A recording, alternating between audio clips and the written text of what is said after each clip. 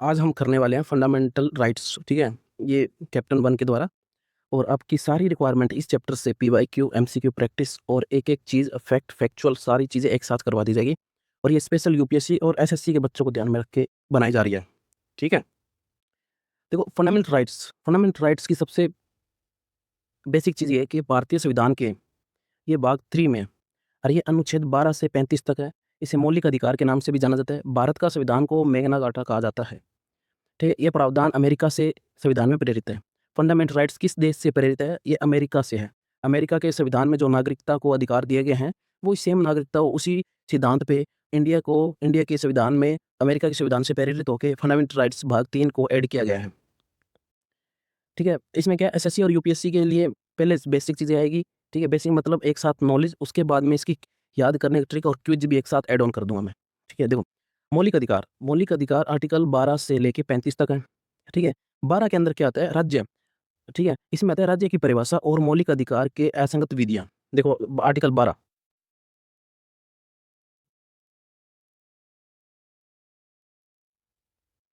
जब तक इस मतलब आर्टिकल 12 टोटली क्या बताता है? राज्य, ठीक है? राज्य का अर्थ बताता है। भई राज्य का अर्थ क्या है?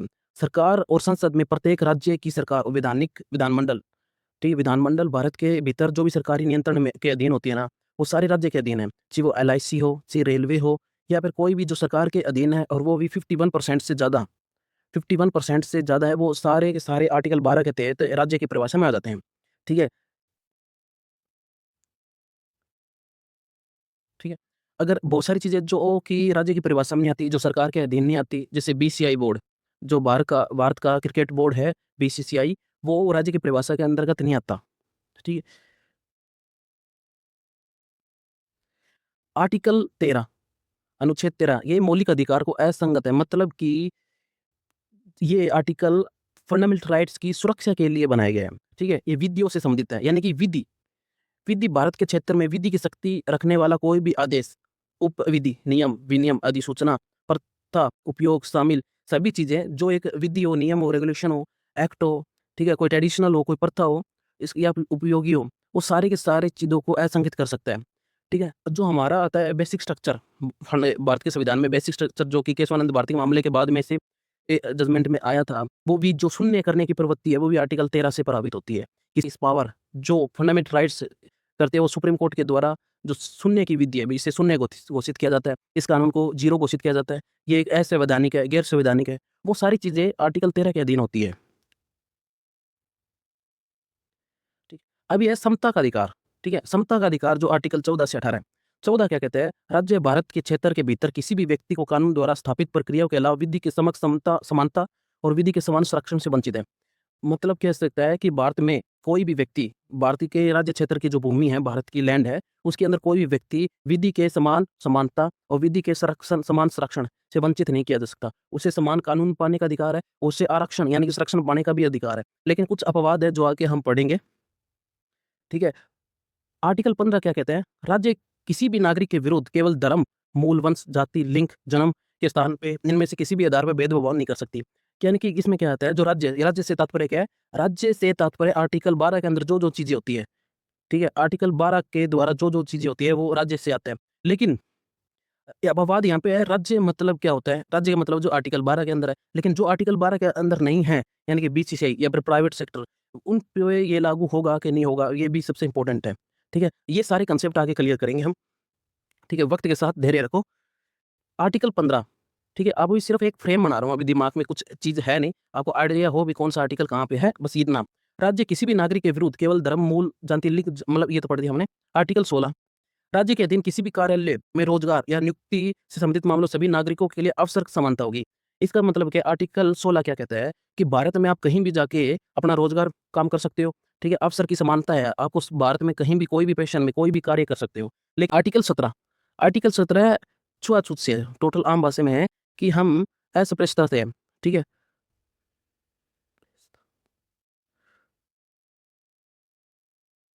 ठीक है? अभी आगे आर्टिकल 18 के उपाधियों का अंत। उपाधि का मतलब किसी भी प्रकार की जो अपने नाम के आगे किंग लगाते हैं, ठीक है? रॉयल लगाते हैं।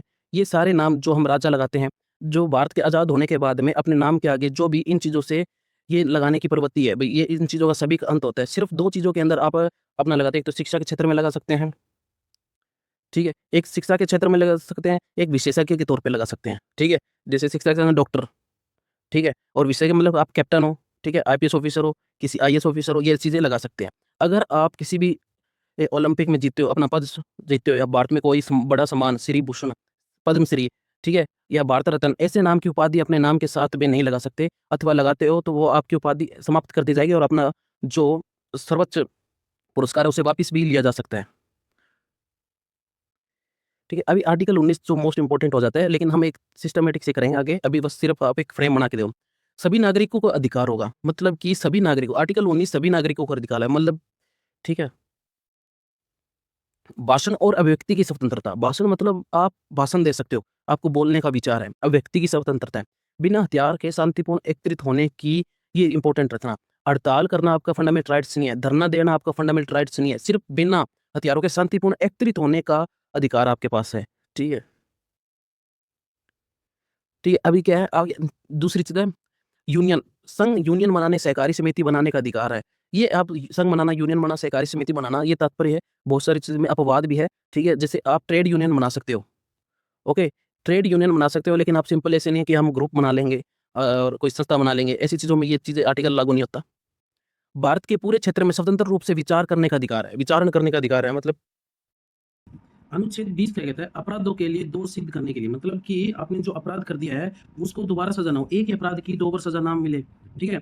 और ये खास विशेषता है, जब इमरजेंसी लगती है या फिर राष्ट्रपति शासन किसी भी प्रकार का, तो 20 और 21 हम कभी भी डिसपोल नहीं होते, ठीक है? कहने का तात्पर्य ये है कि आर्टिकल 20 और 21 है ना, ये कभी भी खत्म नहीं होते। इसे हटाया नहीं जा सकता, इसे रिमूव नहीं किया जा सकता, ठीक है? और सभी ये होता है 359, 358 इन आर्टिकल के तहत आर्टिकल 19 को भी हटा दिया जाता है, ठीक है? लेकिन उसमें भी विवाद जब हम पढ़ेंगे, उन 3 कंडीशनों में सिर्फ एक कंडीशन होने पे ही हटाया जा सकता है, 2 कंडीशन पे नहीं, और वो आर्टिकल होता है 352, ठीक है? ये हम आने वाले टाइम में पढ़ेंगे, ठीक है? स्वतंत्रता की ये लिए नोट कर लेना, जहाँ भी आपको डाउट लगे कि इसका आंसर क्या होगा, अगर फंडामेंटल राइट्स में है, तो इसको ही टिक कर देना, ठीक है? आर्टिकल 21 क्या आता है? 21 के अंदर बहुत सारी चीज़ें होती हैं, ठीक है? मनपसंदा शादी करने का अधिकार होता है हमारे पास, ठीक है?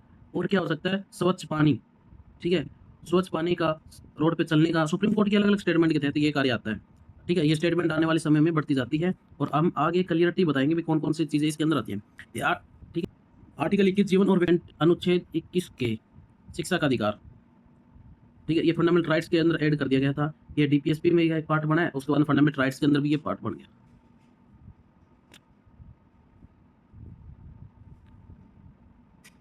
कुछ मामलों में आर्टिकल 20 क्या है? कुछ मामलों में गिरफ्तारी और हिरासत से सुरक्षा देता है। ये व्यक्तिगत और व्यक्तियों को गिरफ्तारी और हिरासत में लिया जाता है, जिसे हम पिटीशन या फिर बोलते हैं बेल बोलते हैं आम भाषा में। ये आर्टिकल 23 और 24 ये शोषण के विरुद्ध अधिकार होता है। आर्टिकल 23 और 24 याद रखना, मानव तस्करी और जबरन श्रम के लिए होता है। अगर आप 14 साल से नीचे हो और उसके अंदर कुछ लूप हैं कि टीवी स्क्रीन या फिर ऐसी जो स्किल के लिए काम कर रही है, उसके अलावा आप किसी भी श्रम के तौर पे उसे कार्य करवाते हो, तो ये एक गैर कानूनी हो जाता है। इसका वॉल्यूशन होता है इसके अंदर, ठीक है? दूसरा आता है 24, ये कारखानों आदि पर प्रतिबंध करता है।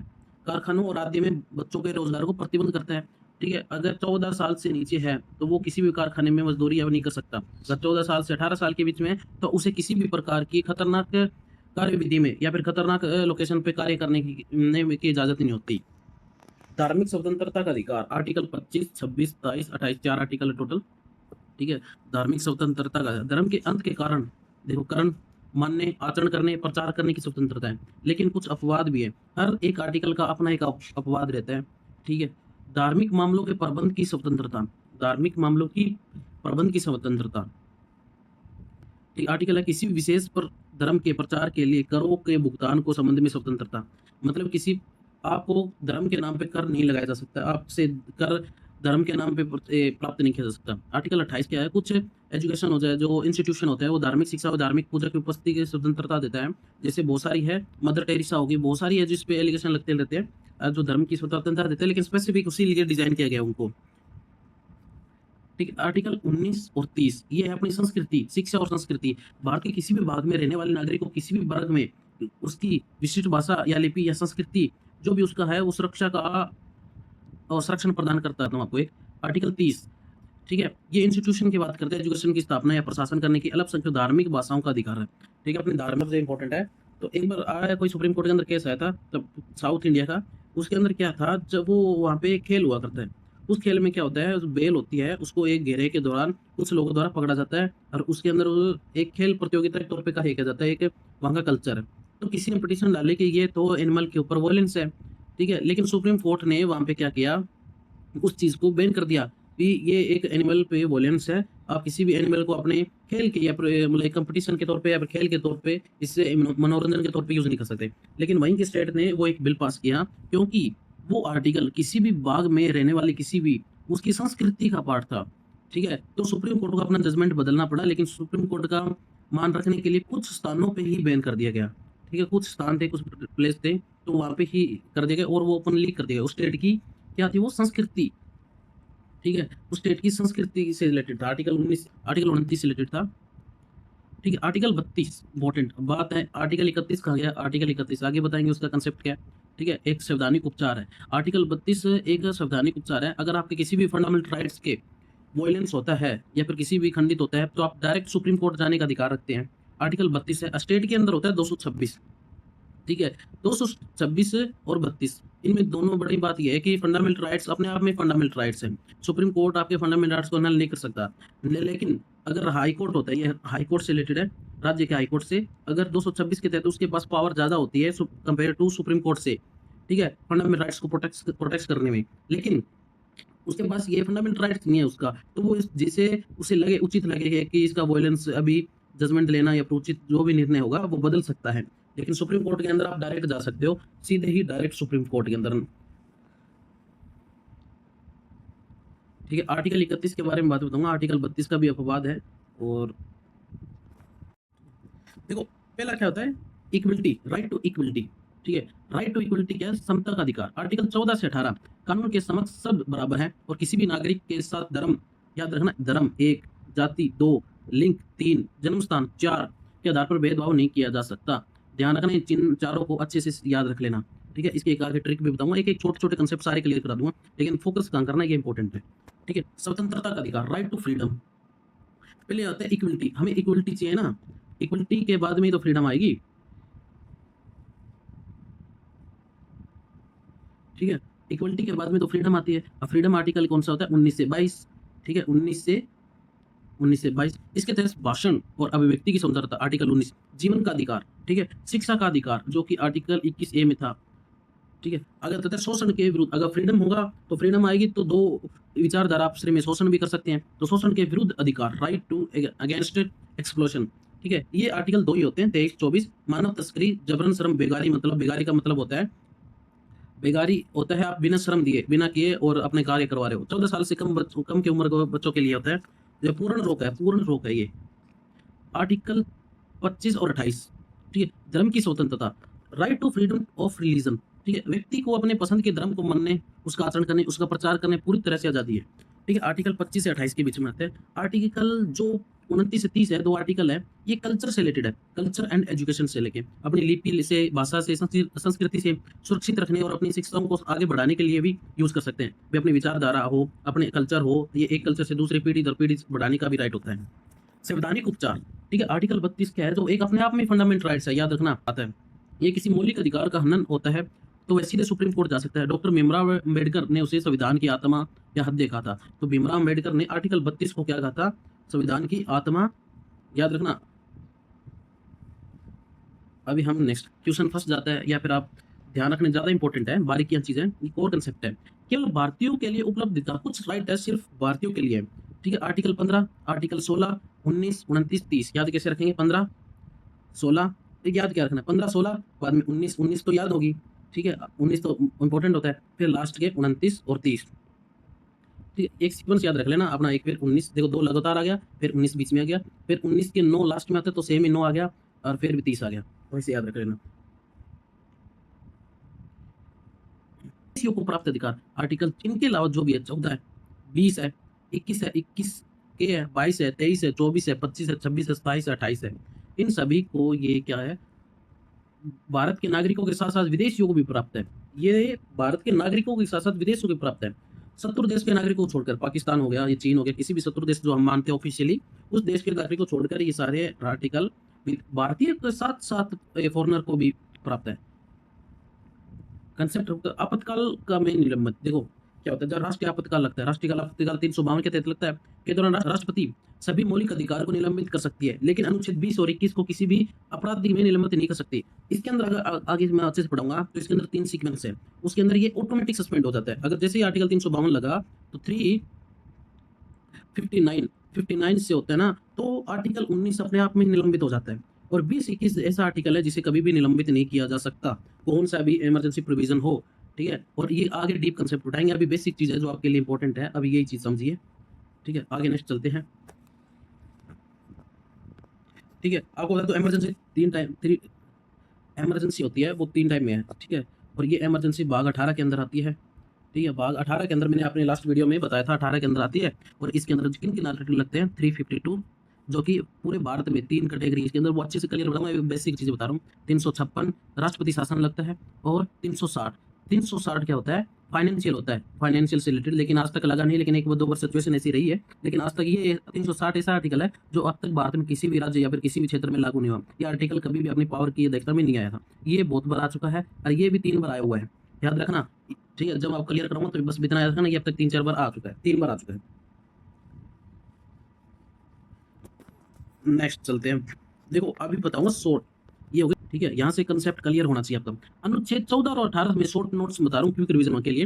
विधि के क्षमता, ठीक है, विधि के समान संरक्षण, दोनों में अंतर होता है दोस्त। विधि के समक्ष क्षमता मतलब इक्वलिटी बिफोर लॉ, ये ब्रिटिश मूल से लिया गया, याद रखना। ये एक नकारात्मक अवधारणा है, ये एक नकारात्मक अवधारणा है, जिसका अर्थ है कि कानून की नजर में सब बराबर है, किसी भी विशेषाधिकार नहीं है।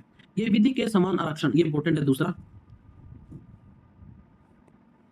ठीक है। विधि के समान संरक्षण, विधि के समान संरक्षण, ठीक है, equal to protection of law, ये अमेरिका से लिया गया। अब मैं टोटली बात ये है इसकी, कौन कहां से, आर्टिकल 14 के अंदर 2 फैक्टर है, और दोनों फैक्टर का अलग अलग कंट्री से लिए गए, और ये लिया गया ब्रिटिश से। तो ब्रिटिश इसमें होता है सभी इक्वल है, ठीक है, सभी इक्वल है, और सभी के लिए समान का कानून है, और ये अपने आप में नकारात्मक अवधारणा के तौर पर कार्य करता है, ठीक है। विधि के समान संरक्षण, ये अमेरिका से लिया गया, यूएसए के, ये पॉजिटिव है। देखो आगे पढ़ना, अमेरिका के मूल की सकारात्मक अवधारणा है, जिसका अर्थ है कि समान परिस्थितियों में वाले लोगों को साथ समान लागू होगा, ठीक है। मतलब जिसकी परिस्थिति समान है, मतलब कोई विकलांग है और कोई विकलांग की रेस करवानी है या क्रिकेट खेलना है, तो सभी विकलांगों के एक साथ करवाएंगे। ये ऐसा नहीं है कि एक विकलांग हो और उसे एक स्वस्थित लोगों या स्वस्थित खिलाड़ी के साथ करवाएंगे। ये अवधारणा ब्रिटिश की है, और यूएस की क्या होता है कि विकलांग की अलग से रेस करवाई जाए।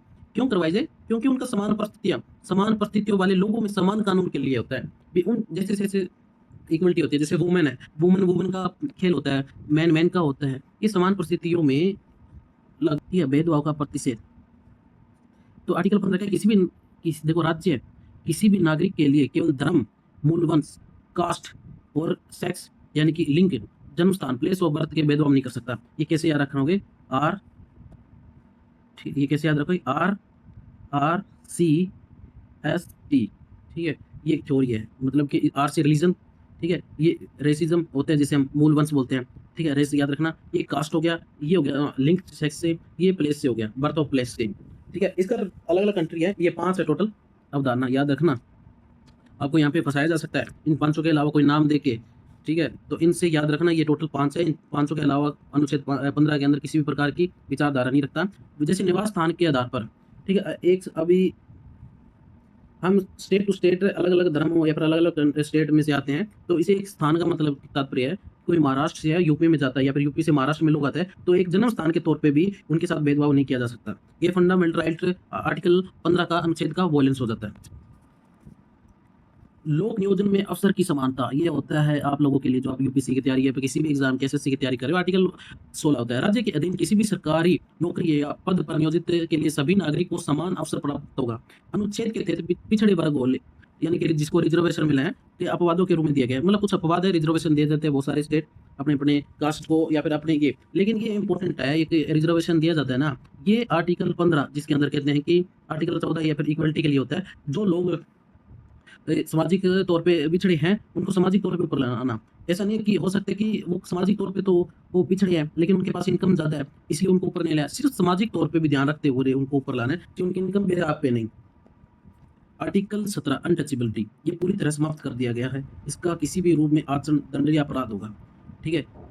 ये पूरी तरह से कंप्लीटली बैन है और इसको संविधान में अनटचेबिलिटी शब्द कहीं भी परिभाषित नहीं किया गया। याद रखना, अनटचेबिलिटी यानी कि असस्पृश्यता भारत के संविधान में कहीं भी आर्टिकल 17 के अंदर या पूरे संविधान में कहीं भी यूज़ नहीं किया गया। ये एक निरपेक्ष एब्सोल्यूट अधिकार है जिसका कोई अपवाद नहीं है, जिसका कोई अपवाद नहीं है। ये एक ऐसा अधिकार है जिसका कोई अपवाद नहीं है, ठीक है? उपाधियों का अंत, उपाधि और राज्य द्वारा आर्टिकल 18 क्या कहता है? राज्य द्वारा किसी भी प्रकार की सेना या शिक्षण यानी कि वो छोड़कर कोई भी उपाधि, जैसे डॉक्टर हो गया, ठीक है? डॉक्टर अपना पीएचडी करते हो या फिर सिंपल किसी भी डॉक्टर करते हो तो अपना लगा लेते हो, डॉक्टर लग सकता है। आप या फिर सेना अधिकारी हो या फिर पुलिस में हो, ठीक है? आप बोलते हो कि मैं कैप्टन हूँ, मेजर हूँ, वो अपने नाम के साथ आप लगा सकते हो। इसके अलावा आप किसी भी उपाधि को, चाहे वो पद्मश्री हो, पद्म भूषण हो, भारत का कितना भी बड़ा हो या फिर विदेशी क्यों ना हो, आप अपने नाम के आगे नहीं लगा सकते। महाराजा हो गया, ये राय बहादुर हो गया, रॉयल हो गया, ठीक है? इसी किसी भी प्रकार की जातिवाद को नहीं बढ़ा सकते या फिर अपना नाम के आगे रॉयल चीज़ें नहीं लगा सकते। भारत में कोई भी नागरिक किसी भी विदेशी राज्य में कोई भी उपाधि राष्ट्रपति की सहमति के बिना स्वीकार नहीं कर सकता, ठीक है? पद्म भूषण पुरस्कार आदि उपाधि नहीं है, ये कोई उपाधि नहीं है, ये पुरस्कार है, ठीक है? इनके नाम के पीछे हमेशा पुरस्कार आता है, उपाधि नहीं होती कभी भी, ठीक है? दूसरी, अगर भारत के नागरिक होते हुए आप विदेशों से पुरस्कार या फिर उपाधि धारण करते हैं तो आप राष्ट्रपति की सहमति के बिना वो उपाधि धारण नहीं कर सकते। अगर ऐसा करते हैं कि आप उपाधि धारण कर ले राष्ट्रपति की सहमति के बिना, तो भारत की नागरिकता आपकी खंडित की जा सकती है। याद रखने की जादुई अनुच्छेद एक क्रम में है। देखो, आर्टिकल 14 क्या है? कानून है। आर्टिकल 14 कानून से रिलेटेड है, ओके? हमारा पहला कानून बनेगा ना, आर्टिकल 14 कानून, कानून विधि के समक्ष समानता, और कानून बनेगा तो भेदभाव, ठीक है? आर्टिकल 15 भेदभाव से रिलेटेड है, ठीक है? भेदभाव कानून बनेगा, कानून बनने से भेदभाव कम होगा, भेदभाव कम होगा तो हमें अवसर की समानता मिलती है, तो ठीक है? आर्टिकल 16 हो गया, अवसर की समानता मिलेगी तो एजुकेशन आएगा, एजुकेशन से आए तो छुआछूत कम हो जाएगी, छुआछूत कम हो जाए तो उपाधियाँ, जो हम पहले राजा महाराजा की उपाधियाँ नहीं होगी। अभी लोग अपनी एजुकेशन से, स्किल से ही अपने नाम से जाने जाएंगे, ना कि किसी उपाधि से, ठीक है? अतिरिक्त परीक्षा बिंदु महत्वपूर्ण अपवाद है, ये रहा भाई साहब, ठीक है? एसएससी में अक्सर ऐसे अपवाद पूछ लिए जाते हैं, लेकिन आपको ध्यान होना चाहिए एस्पिरेंट। आर्टिकल 14 कहते हैं, आर्टिकल 14 के अपवाद है, भारत के राष्ट्रपति और राज्यों के राज्यपाल को अनुच्छेद आर्टिकल 361 के तहत विशेष छूट प्राप्त है। आर्टिकल 14 के तहत, जो कि समान संरक्षण और यूएसए और ब्रिटेन से लिया गया था, आर्टिकल 361 के तहत किस किस को? राष्ट्रपति को और राज्यपाल को, दोनों को भारत के विशेष प्रकार की छूट प्राप्त होती है। उनके कार्यकाल के दौरान उनके खिलाफ कोई भी आपराधिक मामलों में दर्ज या चालू नहीं किया जाता है। मतलब कि जब राष्ट्रपति और राज्यपाल अपने कार्यकाल में होते हैं तो उनके खिलाफ कोई भी आपराधिक मामला दर्ज नहीं किया जाता है, ना चालू किया जा सकता, ठीक है? एक इस तरह भी सिस्टम है अलग। जब हम राष्ट्रपति या फिर राष्ट्रपति और राज्यपाल पढ़ेंगे तो इनके डिप्लोमेट होते हैं। एक कंट्री दूसरे टू कंट्री में डिप्लोमेट जो भेजती है, जैसे अमेरिका के इंडिया में आते हैं, इंडियंस अमेरिका में जाते हैं या फिर कोई और कंट्री, उनके डिप्लोमेट के ऊपर भी ये प्रक्रिया लागू होती है, उनको भी ये छूट दी जाती है, ठीक है? क्योंकि डिप्लोमेट का जो प्लेस होता है वो भारत का राज्य क्षेत्र के अधीन नहीं आता, ना भारत की जीडीपी में काउंट होता है, वो उसी देश की जीडीपी में, जैसे कहने का अमेरिका का राजदूत डिप्लोमेट भारत के अंदर आता है, ठीक है? भारत में जहाँ पे ये डिप्लोमेसी होती है, डिप्लोमेटिक जहाँ पे उनका ऑफिस होता है, वो लोकेशन, वो ऑफिस ना तो भारत की जीडीपी में काउंट होता है और ना ही भारत के एरिया में काउंट होता है, ठीक है? वो दोनों ही विदेशों में गिना जाता है, वो विदेश की लैंड मानी जाती है, वो विदेशी भूमि मानी जाती है, ठीक है? वहाँ रहने वाले लोग भी विदेशी है, तो वहाँ पे जो भी कानून लगता है उस देश के कानून अप्लाई हो जाते हैं। आर्टिकल 15, इसमें अपवाद क्या है? राज्य महिलाओं और बच्चों के लिए विशेष प्रावधान कर सकता है, ठीक है? मुफ्त शिक्षा हो गया, स्थानीय निकाय हो गया, आरक्षण हो गया, साथ ही सामाजिक और शिक्षा में के रूप में पिछड़े SC ST OBC और EWS के लिए भी सबसे छोटे प्राप्ति। वाई क्यों देख लेते हैं, अच्छा क्वेश्चन की नॉलेज जो पाई है पीछे, उसको एक शेप देने के लिए। भारतीय संविधान में असंप्रत अनटचेबिलिटी का मूल्य सिद्धांत निम्नलिखित किस वर्गीकृत में आता है? स्वतंत्रता की, शोषण के विरुद्ध, समानता का, समता का, या संवैधानिक उपचार का? इसका तो समानता का। आर्टिकल कौन सा? आर्टिकल 16 कौन सा? 17, ठीक है? आर्टिकल 17 में आता है इंटिजिबिलिटी। शोषण के विरुद्ध अधिकार, ये तो 23-24 में आ जाता है। स्वतंत्रता तो अलग आर्टिकल है और उपचार अलग आर्टिकल है, उपचार 32 में आ जाता है, ठीक है? स्वतंत्रता फ्रीडम सबसे पहले 14 में आ जाती है, 14, 15, 18 तक ऐसे प्रता ये होता है, ठीक है? 17 आर्टिकल है जो बताता है एक राइट टू इक्वलिटी के अंदर आता है। भारतीय संविधान के अनुच्छेद 19 के तहत भारत के किसी भी भाग में निवास करने और बस जाने की स्वतंत्रता निम्नलिखित में से किस आधार पर प्रतिबंध लगाया जा सकता है? सूचित जनजाति के हितों का संरक्षण के लिए, विदेशी राज्यों के साथ मित्रपूर्ण संबंध के आधार पर निम्नलिखित इनमें से कौन सा सही होगा। ठीक है, इसका क्वेश्चन क्या है, आर्टिकल 19 है। आर्टिकल 19 मैंने अब तक पढ़ा है नहीं, इसका आंसर सिर्फ आप क्वेश्चन रिमेंबर रखना, मैं इसका आंसर आगे आने वाली थीम में अपने आप एनालाइज कर लोगे।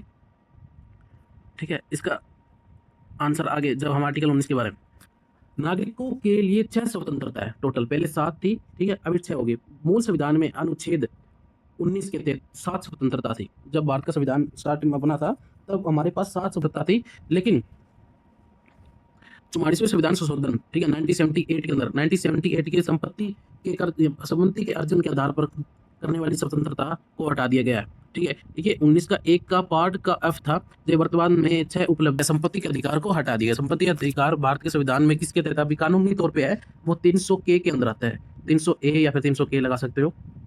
ठीक है, ये फंडामेंटल राइट्स 44वें संविधान संशोधन के साथ फंडामेंटल राइट्स से हटा के साथ हुआ। इसके अंदर कहते हैं, इसका रीजन बताऊं, जैसे उस टाइम का स्ट्रगल चल रहा था, भारत अपने रेलवे या फिर ट्रांसपोर्ट के लिए, भारत एक डेवलपमेंट के लिए रोड या फिर हाईवे इन चीज़ों की विकसित कर रहा था। तब लोगों ने अपनी जमीन को, लैंड को फंडामेंटल राइट्स के तौर पर दे नहीं देते। तो अगर लैंड नहीं मिलेगी तो भारत का विकास कैसे होगा। ठीक है, इसलिए इस कानूनी तौर पर बना दिया गया है।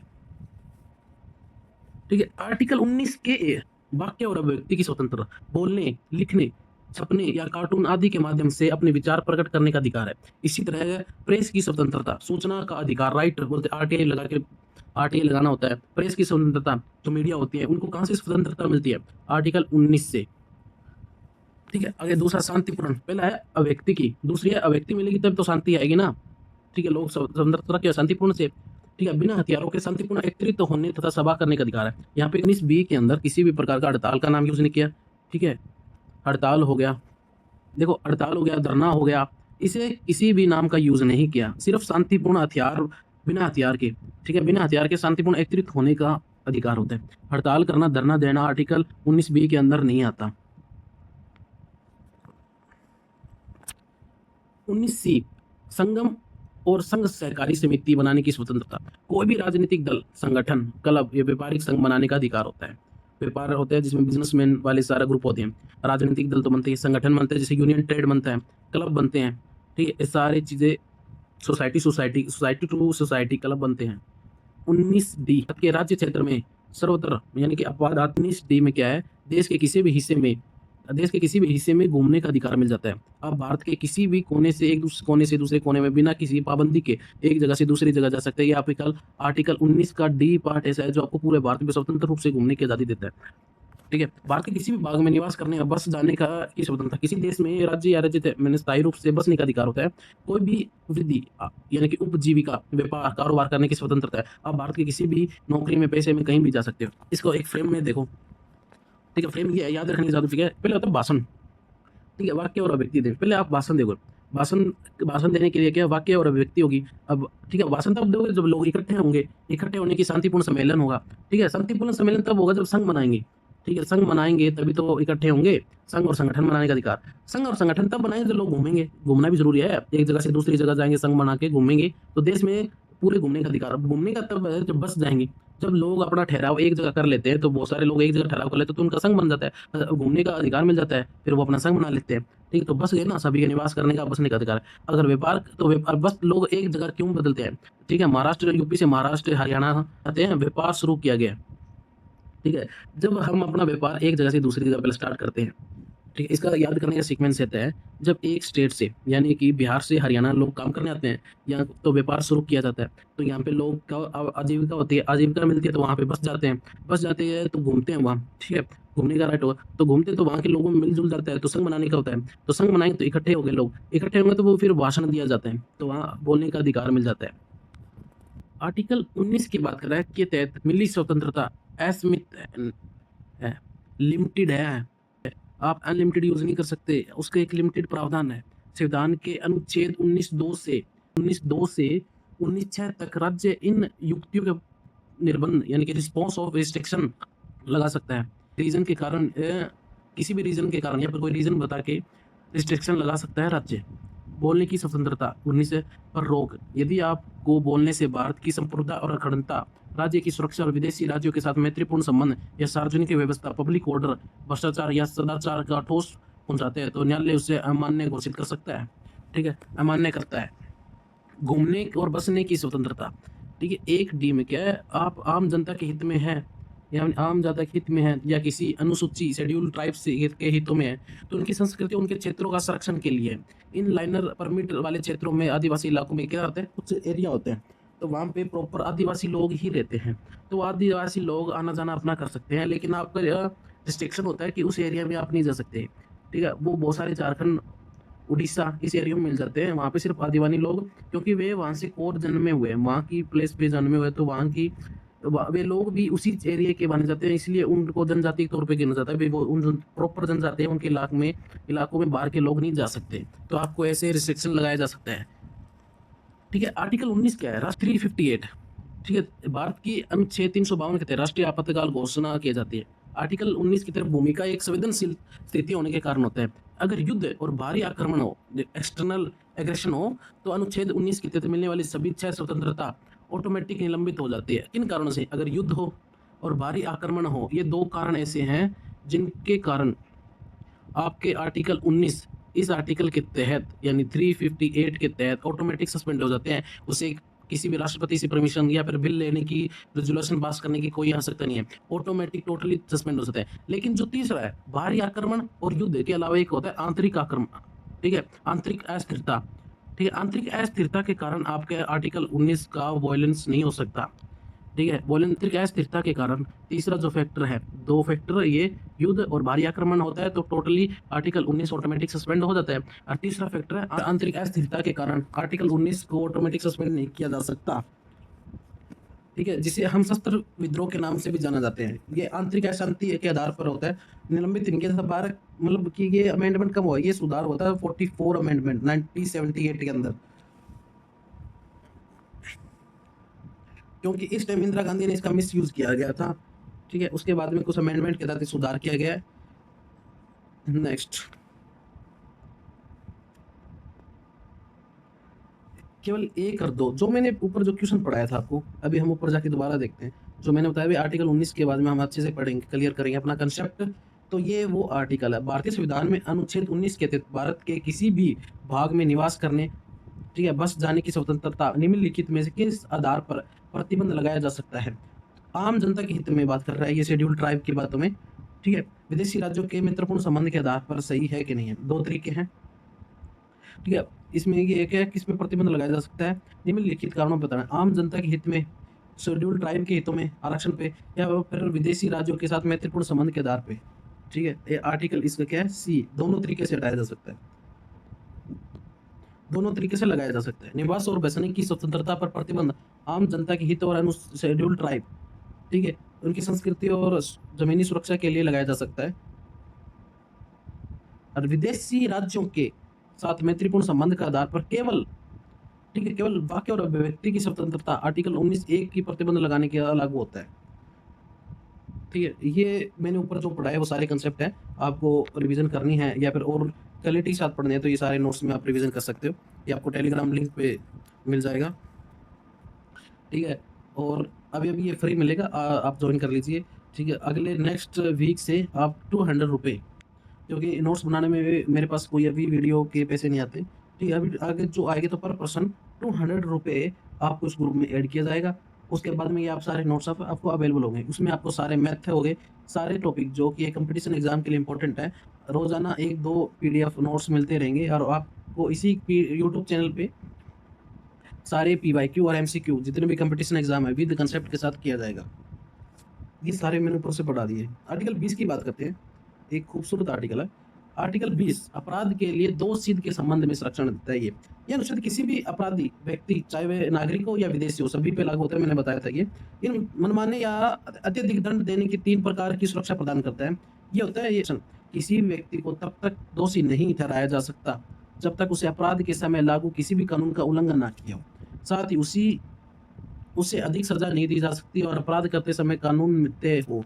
अगर कोई ऐसा अपराध कर दिया कि उस टाइम की कंडीशन या फिर उस टाइम ये कानून बना ही ना हो, तो उसे अपराध नहीं घोषित किया जा सकता। वो ठीक है, दोहरे दंड से मुक्त, दोहरे दंड से मुक्त मतलब किसी भी व्यक्ति को एक ही अपराध के लिए दो या दो से अधिक बार दंड नहीं दे सकता। एक से अधिक बार ठीक है ना, तो प्रताड़ित किया जा सकता है उसे, ना ही दंड किया जा सकता है। एक ही अपराध के लिए उसे दोष सिद्ध नहीं कराया सकता 2 बार, या फिर 2 बार सजा नहीं हो सकती। संरक्षण या न्यायालय ट्रिब्यूनल के समक्ष लागू होता है, विभागीय या प्रशासनिक अधिकारी के संबंध में नहीं होता।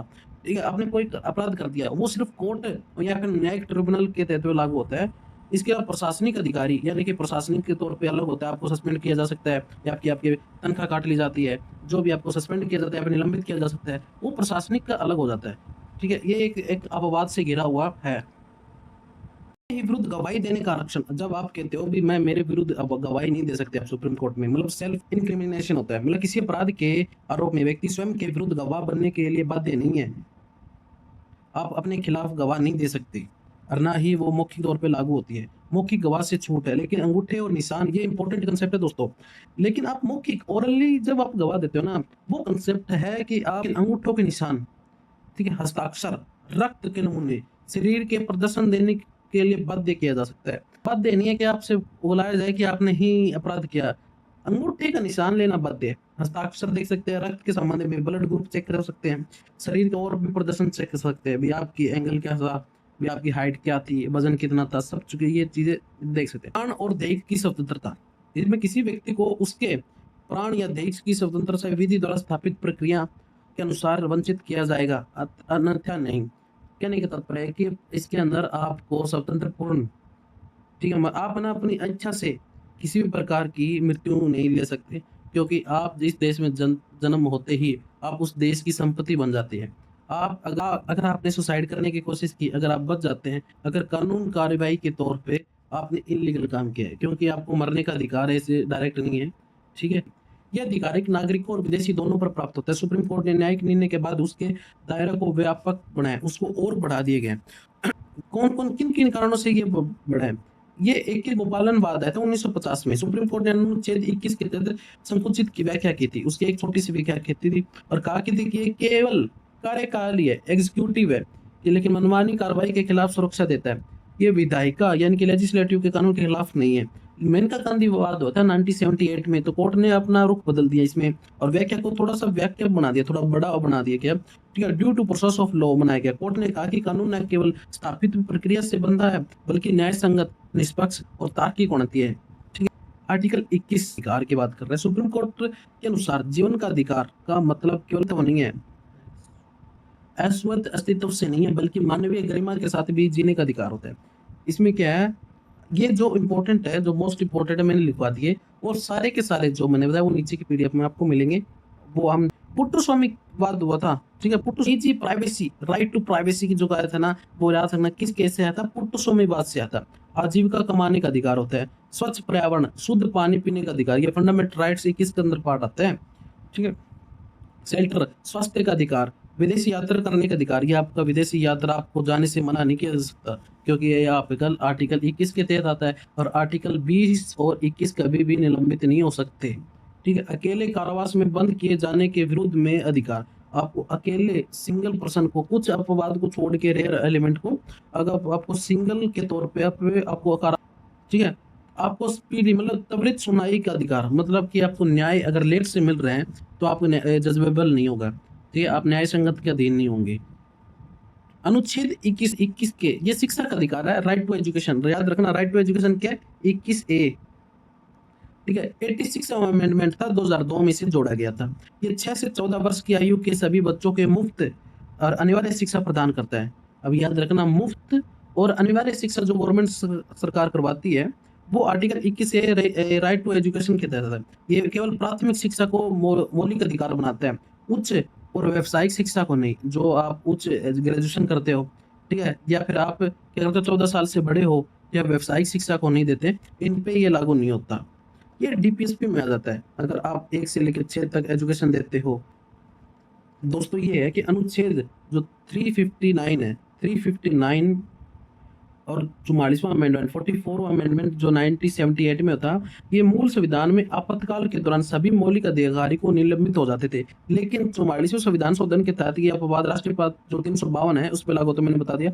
20 और 21 के तहत प्राप्त अधिकारों को किसी भी स्थिति में निलंबित नहीं किया जा सकता। अब कंसेप्ट ये है दोस्तों, आर्टिकल 20 और 21 ये भारत के मूल संविधान से, जब भारत पहली बार संविधान लागू हुआ था, बना था, तब ये सस्पेंड हो सकते थे। लेकिन ये 44वां अमेंडमेंट ठीक है, 44वां अमेंडमेंट जो हुआ था ना,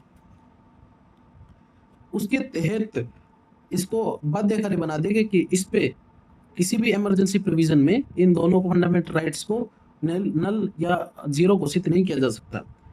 ठीक है, 21 ए क्या इसके प्राप्त अधिकारों को किसी भी स्थिति में निलंबित नहीं किया जा सकता। नेक्स्ट पढ़ते हैं। ये सारी चीजें हैं जो आर्टिकल 21 में निम्नलिखित उच्च न्यायालय द्वारा विभिन्न मामलों में पुष्टि की है।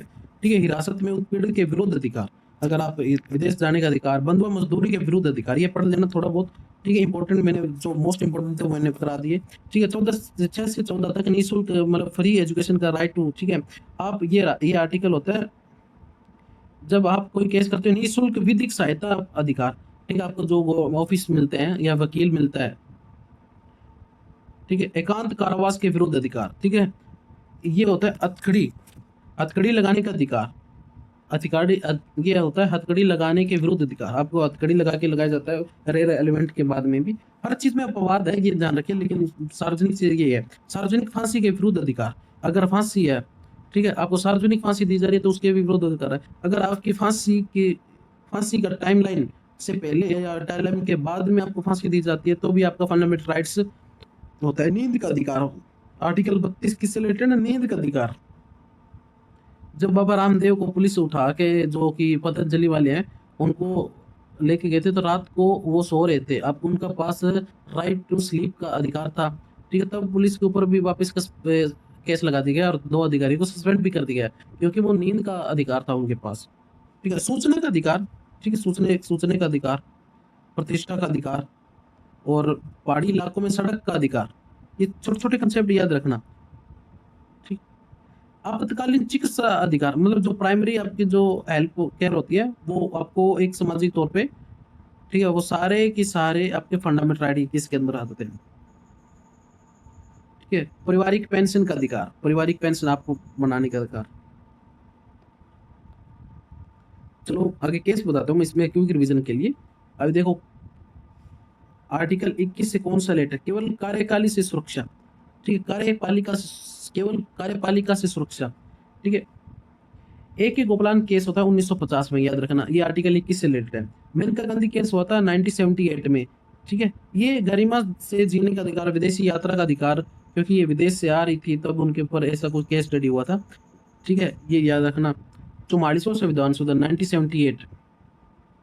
राष्ट्रीय आपातकाल के दौरान आर्टिकल 21 के जो निलंबित के बारे में और इसको निलंबित असंबद्ध करती है आर्टिकल 20 और 21 के बारे में। ठीक है, ये टोलगा टेलिस केस हो गया। ठीक है, 1985 में आजीवन का अधिकार, राइट टू लिवहुड का है। ठीक है, 86 2002 के अंदर हुआ था, ये राइट टू एजुकेशन की बात करता है। पुट्टुस्वामी प्राइवेसी 2017 के अंदर आया था, राइट टू प्राइवेसी का। कॉमन कोज केस 2018 के अंदर आया था। गरिमापूर्ण मृत्यु का अधिकार, आप है ना एक शांतिपूर्ण और आपको गरिमापूर्ण मृत्यु का अधिकार होता है। उसके अंदर क्या? साधारण गिरफ्तारी, साधारण गिरफ्तारी का कारण बनने का अधिकार, वकील का अधिकार। ठीक है, 24 घंटे में मजिस्ट्रेट के सामने पेश करने का अधिकार, सिर्फ ट्रेवल का टाइम घटा के। निवारक निरोध, बिना अपराध के केवल शक के आधार पर गिरफ्तारी ताकि अपराध को रोका जा सके। ठीक है, समय सीमा, निवारक निरोधक के तहत किसी भी सामान्य अधिकारी 3 महीने तक रखा जा सकता है। अनुच्छेद 22 के कुछ दिशाओं में गिरफ्तारी और निरोध से संरक्षण। यह अनुच्छेद किसी व्यक्ति को मनमाने गिरफ्तार या नजरबंदी के खिलाफ सुरक्षा प्रदान करता है। ये 2 प्रकार के मामलों से संबंधित होता है। एक साधारण कानून से संबंधित, ये दंडात्मक निरोधक होता है। किसी व्यक्ति अपराध कर दिया और उसे, ये एग्जांपल है, गिरफ्तार किया गया ताकि उसे 3, देखो ये साधारण कानून के मामला, तो ये दंडात्मक निरोधक होता है। ठीक है, ये किसी व्यक्ति को अपराध कर दिया, उससे गिरफ्तार किया गया, 3 अधिकार मिलते हैं उस चीज को। गिरफ्तारी के कारण जानने का अधिकार, अगर उसको गिरफ्तार किया गया, वो गिरफ्तारी का जानने का अधिकार, अपने पसंद के वकील से परामर्श करने के और बचाव करने का अधिकार, राइट टू सूचना का अधिकार लग जाता है एक प्रकार से, इसे बोल सकते हो, वकील के या बचाव करने का अधिकार। गिरफ्तारी के 24 घंटे के भीतर निकटतम मजिस्ट्रेट के समक्ष प्रस्तुत करने का अधिकार।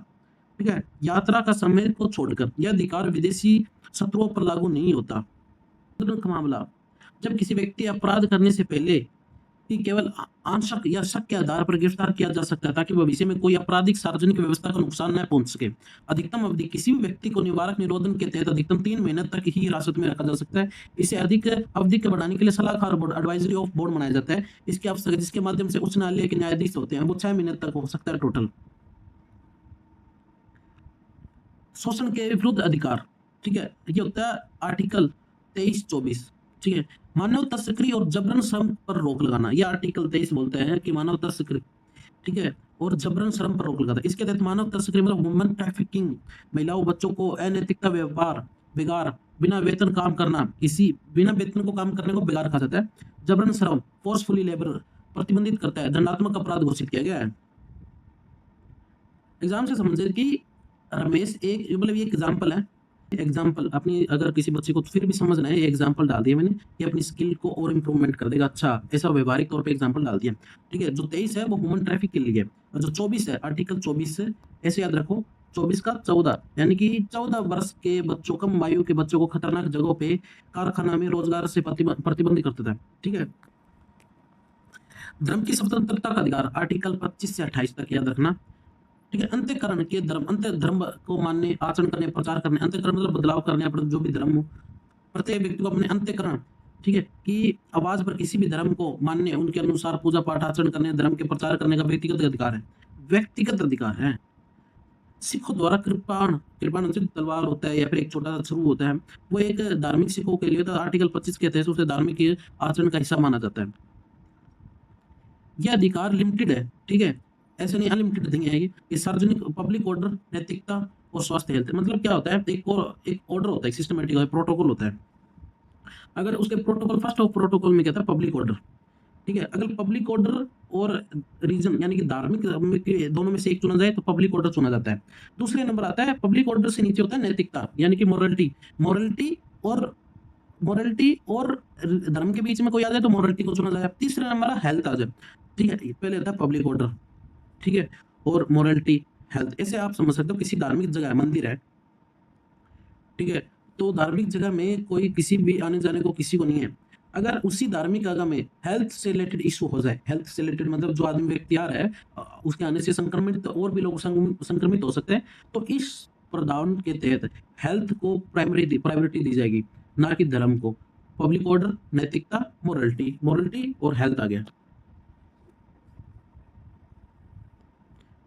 धार्मिक मामलों के प्रबंध की स्वतंत्रता, ठीक है, धार्मिक मामलों के प्रबंधन की स्वतंत्रता धार्मिक संप्रदाय संगठनों को सामूहिक अधिकार देता है, सामूहिक, ठीक है, वो, ठीक है। आर्टिकल 25 है व्यक्तिगत, यह है सामूहिक, वे धार्मिक संस्थाओं की स्थापना करते हैं और धार्मिक मामलों को प्रबंध स्वयं कर सकते हैं और संपत्ति खरीद सकते हैं।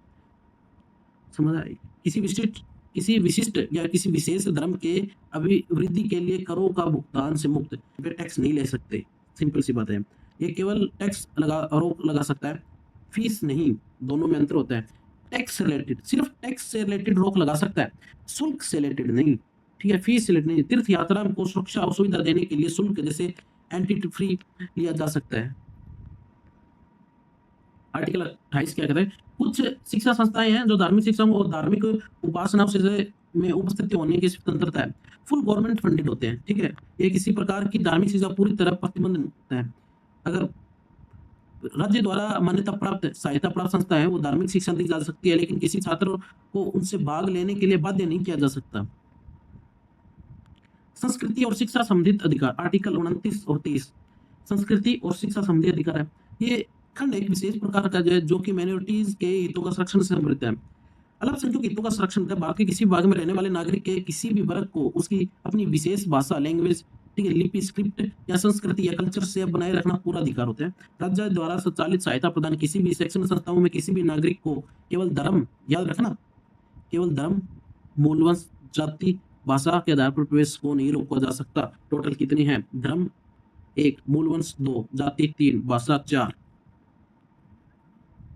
आर्टिकल 30 क्या कहता है, शिक्षा संस्थाओं की स्थापना और प्रशासन करने के लिए अल्पसंख्यक यानी कि माइनॉरिटी के वर्गों को अधिकार होते हैं। सभी अल्पसंख्यक चाहे वे धार्मिक हो या भाषाई तो अपनी पसंद के शिक्षण संस्थाओं में स्थापना करने, उनका प्रशासन चलाने का अधिकार होता है, ठीक है, सुप्रीम कोर्ट का दृष्टिकोण है कि अधिकार अल्पसंख्यकों को कुप्रबंधन करने का अधिकार नहीं देता। राज्य शिक्षण मानकों और शिक्षकों की योग्यताओं से जुड़े नियम लागू कर सकता है। ये राज्य के पास पावर होती है। राज्य से मतलब स्टेट से रिलेटेड है।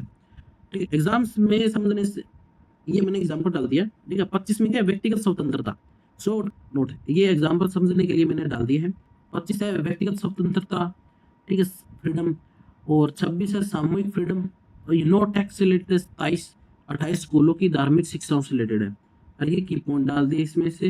अगर कंसेप्ट क्लियर ऊपर वाले में हो तो ये रिवीजन पॉइंट होता है, भी एक तुर्त फुर्त लाइनों में हो जाए। ठीक है, और ये की पॉइंट आ गए। ठीक है, बड़े बड़े आर्टिकल है, इतने कंसेप्ट क्लियर नहीं होंगे, कुछ तो चीज चाहिए ना हमें भी, उससे एक वर्ड को देख के वो आर्टिकल याद आ जाए। ठीक है, 22 है गिरफ्तारी और नजरबंदी से सुरक्षा। ये मैंने उसके बाद 3 महीने के बारे में बता रहा था। मानव तस्करी, बेगारी पर रोक लगाना, बाल श्रम पे लगाना, ये की पॉइंट है। जिन की पॉइंट पेपर में अगर देख लो थोड़ा सा पढ़ने के बाद में, तो उनका रिलेटेड आर्टिकल और उनसे थोड़ा आसपास के विवरण भी ध्यान में आ जाता है। ठीक है, मैंने उचित तौर पे ये सारे नोट्स के अंदर ऐड कर दिए। आपको एक बार पीडीएफ पढ़ने के बाद, रिवीजन करने के बाद में कोई भी कंसेप्ट इस पेपर से बाहर नहीं आ सकता। ठीक है, इसका एग्जांपल है कि मैंने नीचे पीवाईक्यू भी ऐड की है। हम पीवाईक्यू भी करेंगे। ये याद रखने की योग्य बातें हैं। देखो, जो सबसे इंपॉर्टेंट बातें हैं जो पेपरों में ज्यादातर पीवाईक्यू में पूछी गई है।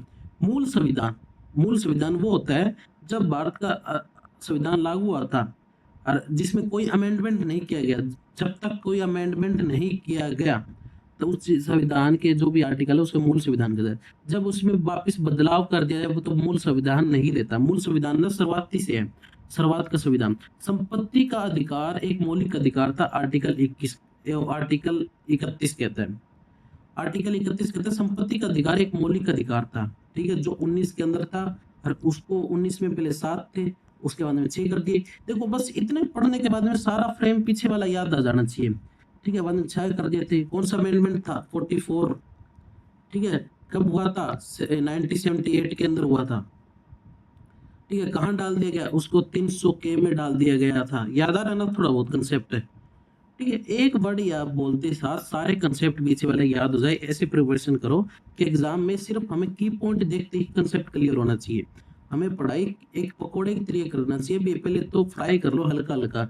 जब एग्जाम आए या फिर पेपर पास आए तो एक बराती पास में आते हैं जैसे शादी में, तो दोबारा उसको अच्छे से बॉईल किया जाता है, अच्छे से बनाया जाता है। वर्तमान संविधान, संपत्ति का अधिकार एक कानूनी अधिकार है। ये 300 के था। ठीक है, कौन सा अमेंडमेंट था? 44 हुआ। सुरक्षा कवच जोड़ने के वाले संसाधन, पहला संविधान संशोधन। ठीक है, 31 के से 31 खे से 25वां संविधान को 31 गे से जोड़ा गया। ये ज्यादा इंपॉर्टेंट है नहीं, लेकिन नॉलेज के लिए मैंने रख दिया है। अभी देखो, भारतीय संविधान के किस संशोधन द्वारा, अमेंडमेंट के द्वारा संपत्ति के अधिकार को मौलिक अधिकार की सूची से हटाकर 300 के में लिख दिया। मेरे को नहीं लगता इनमें से आप में से अगर अच्छे से कर लिया तो कोई छोड़ पाएगा कंसेप्ट को। देखो, उच्चतम न्यायालय के फंडामेंटल राइट को प्रोटेक्ट करने के लिए, फंडामेंटल राइट को प्रोटेक्ट करने के लिए आर्टिकल सुप्रीम कोर्ट के पास है 32 और हाई कोर्ट के पास है, हाई कोर्ट हमारे पास 226। अभी दोनों में अंतर तो होगा ना। देखो, रीट जारी करने का केवल मौलिक अधिकार के प्रति रीट जारी कर सकता है सुप्रीम कोर्ट। ठीक है, और विधि या मौलिक दोनों के लिए लागू होता है। तो इन दोनों में पूछे जाए तो पावर किसके पास ज्यादा है, या फिर डाइवर्सिटी किसके पास सबसे ज्यादा पावर के अकॉर्डिंग, तो हाई कोर्ट के पास इस मामले में सबसे ज्यादा पावर होती है। किसके विरुद्ध जारी किया जाए? भारत के संपूर्ण क्षेत्र में किसी व्यक्ति या सरकार के विरुद्ध लिया जाता है। ठीक है, ये निजी व्यक्ति को लेनी है, ये भी ध्यान रखना कौन सा आर्टिकल निजी से रिलेटेड है, लेकिन ये व्यक्ति और सरकार के विरुद्ध है। किसी निवासी व्यक्ति के विरुद्ध केवल उसके क्षेत्रीय, देखो सुप्रीम कोर्ट के जो क्षेत्र के अधीन आता है उसी क्षेत्र के अधीन, ठीक है, कार्रवाई करने का अधिकार होता है, या फिर उस व्यक्ति के द्वारा घटना घटित हुई उस टेक्स के बारे में। रीट का प्रयोग करने का इनकार करने से का अधिकार, देखो सुप्रीम कोर्ट आर्टिकल 32 अपने आप में एक मौलिक अधिकार है। तो आप अगर उसमें से आपका किसी भी फंडामेंटल राइट्स का वायलेंस होता है और अगर आप सुप्रीम कोर्ट लेके जाते हो, अगर उस सुप्रीम कोर्ट उसे लेने से मना नहीं कर सकता, लेकिन हाई कोर्ट का मौलिक अधिकार मना कर सकता है। 226 के तहत विवेकाधीन अधिकार है। विवेकाधीन अधिकार का तात्पर्य होता है कि सुप्रीम कोर्ट की मनमर्जी पे, हाँ उसे लगता है कि इस पे बात करनी चाहिए तो वो बात करेगा, अगर उसे लगती है नहीं करेगा तो नहीं करेगा वो। ठीक है, चलो नेक्स्ट चलते हैं दोस्तों। देखो मार्शल लॉ और राष्ट्रीय आपातकाल में फर्क देख लीजिए आप। ठीक है, मार्शल लॉ और राष्ट्रीय आपातकाल, ये किसी गंभीर संकट, युद्ध या विरुद्ध युद्ध या विद्रोह के दौरान नागरिकों के अधिकार के फैल होने पर विशिष्ट लगाया जाता है। ये शायद नॉर्थ ईस्ट इंडिया में लगाया जाता है। ये युद्ध बाहरी आक्रमण और आंतरिक गड़बड़ी के कारण तीनों व्यवस्था में लगाया सकता है। आर्टिकल 352 ये होता है 33-34 के दिन आता है ये फंडामेंटल राइट्स के अंदर होता है। मार्शल लॉ सरकार द्वारा घोषित किया जाता है। ठीक है, इसे राष्ट्रपति द्वारा होता है। ये सेना विधि विनियम और आदेश पर निर्भर होता है। ये भारत के संविधान से रिलेटेड होता है। यह सेना प्रशासन के प्रबंधन के लिए होता है। ये सरकारी तंत्र काम न करने पर होता है। ठीक है, इसमें नागरिक न्यायालय के निलंबित किया जा सकता है। कोई निर्धारित अवधि नहीं है, इसकी कोई भी समय सीमा नहीं है। इसकी 6 माह तक अवधि है, लेकिन उसे आगे बढ़ाया जा सकता है। स्थिति के आधार पर अलग अलग अवधि में निलंबित किया जा सकता है। राष्ट्रपति इसको एक मौलिक अधिकार को निलंबित किया जा सकता है। ठीक है, संसद की निगरानी होती है, राष्ट्रपति होती है, ये मतलब समिति का अधिकार। भारतीय संविधान के आर्टिकल 32 के बारे में, हमारे मौलिक अधिकार को डॉक्टर भीमराव अम्बेडकर ने इसे संविधान का हृदय कहा गया था, याद रखना। ठीक है, मूल उद्देश्य किसी भी नागरिक के मौलिक अधिकार भाग 3 में हनन या उल्लंघन हो तो उनके प्रबंधन इन्फोर्समेंट के सीधे उच्चतम सुप्रीम कोर्ट जा सके, इसलिए आर्टिकल 32 ऐड किए गए। स्वयं एक मौलिक अधिकार है। आर्टिकल 32 स्वयं एक मौलिक अधिकार है, केवल एक प्रक्रिया नहीं है। ये 226 है ना, आर्टिकल 226 एक प्रक्रिया है, लेकिन फंडामेंटल 32 है ना, वो एक प्रक्रिया नहीं है, वो स्वयं एक मौलिक अधिकार है। सुप्रीम कोर्ट जाने की इस अधिकार को सरकार का सामान्य परिस्थितियों में छीना नहीं जा सकता। आपको सुप्रीम कोर्ट जाने से नहीं रोका जा सकता, लेकिन ये हाई कोर्ट के अंदर हो सकता है। ठीक है, मूल ढांचा, बेसिक स्ट्रक्चर क्या है भारत के संविधान में? बेसिक स्ट्रक्चर केशवानंद भारती के मामले में उच्चतम न्यायालय ने आर्टिकल 32 से के संविधान का मूल ढांचे घोषित किया था। बेसिक स्ट्रक्चर क्या होता है? बेसिक स्ट्रक्चर की भारतीय संविधान में कोई भी डेफिनेशन नहीं है, कोई भी परिभाषा नहीं है, और इससे रिलेटेड कोई भी संबंध, डायरेक्ट संबंध से रिलेटेड कोई आर्टिकल भी नहीं है। इनडायरेक्ट बहुत सारे मिल जाएंगे, आर्टिकल 13 हो गया, कोई भी चीज। सुप्रीम कोर्ट का रीट क्षेत्राधिकार क्या होता है? आर्टिकल 32 के मौलिक अधिकार की रक्षा के लिए 5 प्रकार के रीट होते हैं, याद रखना। ठीक है, एक विशेष प्रकार का रीट जारी कर सकती है, और वो आर्टिकल 32 के तहत सुप्रीम कोर्ट के द्वारा किया जाता है। बंदी प्रत्यक्षीकरण, ठीक है, शरीर प्रस्तुत होना, ये एकमात्र ऐसे रीट है जो सरकारी निजी व्यक्तियों दोनों के खिलाफ जारी कर सकते हैं। ये अवैध हिरासत में नागरिक से मुक्त करवाते हैं। ये मतलब क्या है, अगर किसी को बोल दे तुम सुप्रीम कोर्ट में पेश हो, या तुम हाई कोर्ट में पेश हो, या फिर किसी भी कोर्ट में पेश हो, तो उस व्यक्ति को जैसा शरीर प्रस्तुत होना होता है। ये इकलौता ऐसा आर्टिकल है, आर्टिकल के अंदर प्रबंध है जिनमें सरकारी और निजी दोनों आते हैं। परमादेश, हम आदेश देते हैं, ये केवल सार्वजनिक अधिकारियों यानी कि पब्लिक ऑफिशियल होते हैं ना, निचली अदालत हो गए या सरकारी के खिलाफ जारी किए जाते हैं, जो अपने कानून के कर्तव्य नहीं निभाते, राष्ट्रपति या राज्यपाल के खिलाफ जारी नहीं किया जा सकता। इनको इन अपवादों के तहत छूट दी गई है। ठीक है, ये क्या होता है, सरकार, इनको हम आदेश देते हैं कि इसको, सरकार ने कोई कार्य किया था, ठीक है, सरकार ने बहुत सारे पेड़ गिरवा रहे हैं, ठीक है, सुप्रीम कोर्ट ने बोला कि हम आदेश देते हैं कि सारे कार्य बंद कर दिया जाए, तो इस क्षेत्र अधिकार के तहत सुप्रीम कोर्ट की बात मान ली जाएगी, और वो कोई भी सरकारी अधिकारी उस कार्य से करने से मना कर सकता है।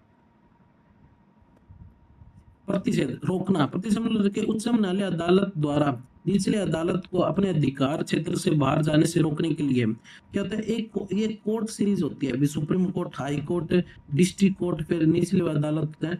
ये एक सीक्वेंस में काम करने के लिए होता है, भी आप इस कार्य को रोक सकते हो। ठीक है, प्रतिशेषण, सॉरी,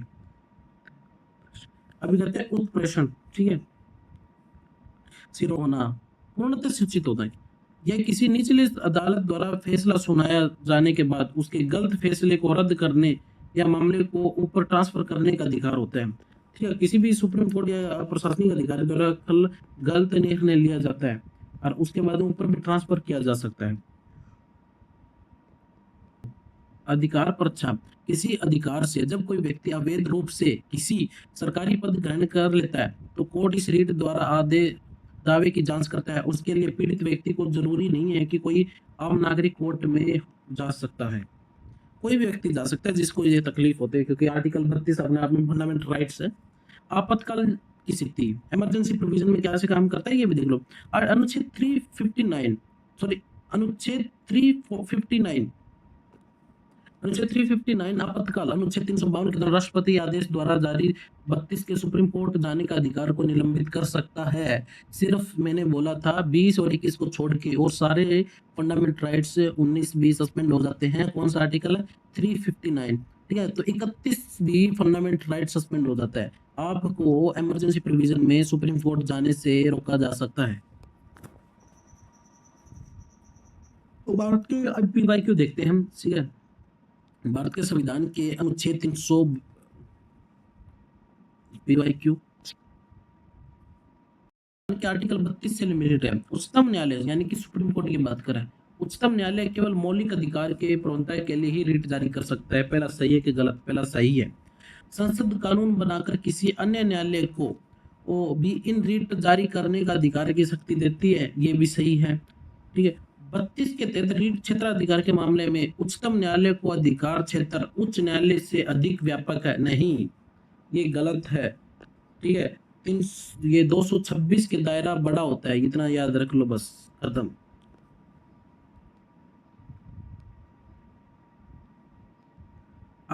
अभी बात करेंगे हम 33, 34, 35 आर्टिकल सशस्त्र बल और मौलिक अधिकार। ये संसद केवल शक्ति को देता है, ये मतलब क्या, एक पार्लियामेंट को पावर देता है। आर्टिकल 33 फंडामेंटल राइट से रिलेटेड कोई भी रूल रेगुलेशन कोई भी बनाना हो वो संसद ही बनाएगी। ये सशस्त्र बलों, पुलिस बलों और खुफिया एजेंसी के खिलाफ मौलिक अधिकार पर रोक लगा सकता है। और ठीक है, खुफिया एजेंसी होगी, ठीक है, वो तो क्या, मेरा बोलने का अधिकार है, मतलब ये सारे पुलिस के खुफिया बातें हैं, ठीक है, इंडिया की रो है, इंटेलिजेंस ब्यूरो है, वो ये तो ओपनली बात रख सकते हैं क्योंकि हमारी अभिव्यक्ति है बोलने की, तो नहीं इन लोगों पर अफवाह देगी। पावर किसके पास है? केवल पार्लियामेंट के पास है, स्टेट के पास कोई पावर नहीं है। किन पर लागू होता है ये? किन? सेना पे होता है, नेवी पे होता है, एयरफोर्स पे होता है, पुलिस बल पर होता है, अर्ध सैनिक बल होते हैं, पैरा कमांडो जो पूरा सैनिक नहीं होता, जो होम मिनिस्ट्री के दिन होते हैं। ठीक है, खुफिया एजेंसी हो गया, आईबी हो गए, इन पर होते हैं। गैर लड़ाकू कर्मचारी होते हैं, जैसे रसोईया हो गया, दर्जी हो गया, मैकेनिक हो गया। चुनौती नहीं दी जा सकती। संसद द्वारा इस अनुच्छेद के तहत बनाए गए किसी भी कानून को किसी भी अदालत के आधार पर चुनौती नहीं दी जा सकती, मौलिक अधिकार का उल्लंघन करता है। ठीक है, आर्मी ऑफ एक्ट, वायुसेना, इन चीजों के अंदर इसके उदाहरण मिल जाएंगे आपको। आर्टिकल 34 की बात है, मार्शल लॉ। मार्शल लॉ मौलिक अधिकार है। यह अनुच्छेद तब लागू होता है देश के किसी भी हिस्से में नागरिक प्रशासन पूरी तरह से विफल हो जाता है, ये वहां सेना का शासन लग जाता है, इसे मिलिट्री लॉ भी कहा जाता है। अधिकारी पर रोक लगता है, अधिकारों पर रोक लग जाता है। ठीक है, संसद की क्षतिपूर्ति शक्ति है। ठीक है, मार्शल लॉ वर्जी राष्ट्रपति आपातकाल, मैंने ऊपर बढ़ा दिया आपको। ठीक है, आर्टिकल 35 ये भाग 3 का प्रावधान के प्रभावी बनाता है। यह अनुच्छेद सुनिश्चित करता है कि पूरे मौलिक अधिकार और उनसे जुड़े कानून का एक रूपता बनी रहे। कानून बनाने की शक्ति, एक्सक्लूसिव पावर, मौलिक अधिकार को प्रभावी बनाने के लिए कानून मौलिक अधिकार केवल संसद के पास है, विधानमंडल के पास नहीं है। ये ठीक है, ये सारे प्रावधान मैंने बता दिए थे। ये इसके की पॉइंट है भाई, सशस्त्र बलों का अधिकार सीमित होता है, मार्शल लॉ होता है, ये मौलिक अधिकार कानून बना सकते हैं। और किन कारणों से होता है? मुख्यमंत्री से, ये भी इनका एक पार्ट है। अनुशासन, कर्तव्य पालन सुनिश्चित करना। ठीक है, आर्टिकल अलग बताया। भारतीय संविधान में कौन सा अनुच्छेद संसद को सशस्त्र बलों के सदस्यों के मौलिक अधिकारों को प्रतिबंधित करने की शक्ति देता है? तो 33 हो गया, आर्टिकल 33 याद रखना। भारतीय सेना के किस, देखो, भारतीय संविधान के किस भाग को भारत का मैग्ना कार्टा यानी कहा जाता है? ये भाग 3 को ही कहा जाता है। 12 से 35 फंडामेंटल राइट्स है। वर्तमान में भारतीय संविधान में कुल कितने मौलिक अधिकार है? ठीक है, भारत में मौलिक अधिकार 6 है, पहले कितने थे? 7। कौन सा आर्टिकल? 19 के अंदर। ठीक है, कौन सा गया था? संपत्ति का अधिकार 300 के। भारतीय संविधान में कौन सा, सॉरी,